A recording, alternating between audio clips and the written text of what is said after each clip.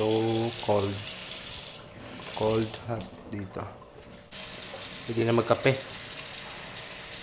Well, dagdag idea. So, hindi nagtutuloy yung heating niya dahil medyo mababa yung pressure ng tubig dito.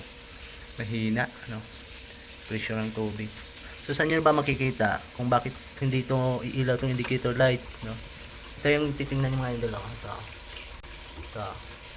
Kita niyan. Ayan yung nagtutulak. Ayan. Kapag malakas yung pressure, ito yung nagtutulak itong switch na to. Itong plate na to, ayan. Kita nyo. Ayan, yung 4 umilaw indicator light. Makikita nyo, unti-unti ang aangat kapag mayroong ibang nakabukas na gripo. So, kapag nagsabay-sabay, pag nabawasan yung pressure, unti-unti itong aangat. Kapag in-off natin, ito naman aangat to ulit. I-off natin yung gripo, ha. Ayan. Off natin yung gripo. Ayan, pusa siya. Ayan.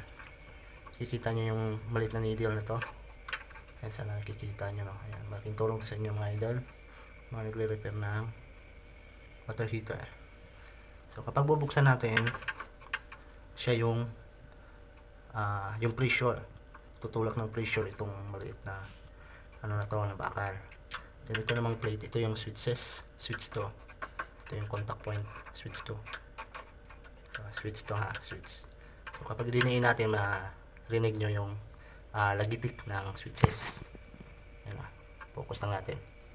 Natutulak ko itong plate na to, ha. Ayan, so iilaw yung indicator light. So ngayon iinit yung ano nya, ito, iinit to.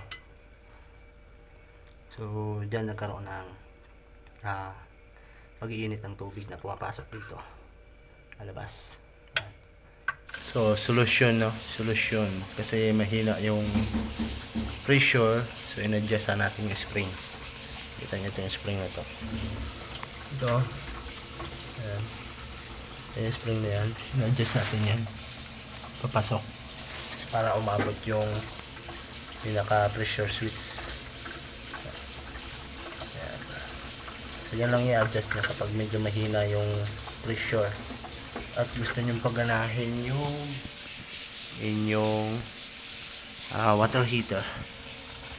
So yun lang yung ginawa natin. Ito lang, in-adjust lang natin to sa mga may Panasonic dyan.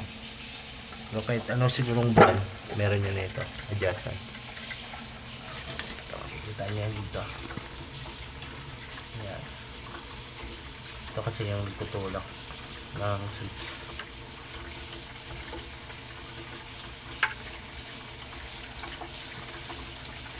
Okay. So is na. Dalawang ano kasi ito, dalawang switch kasi ito. Ito, isang switch yan. Tapos ito naman isa. Kailangan sabay yan na mag-open para itong indicator light ay gumana. Okay.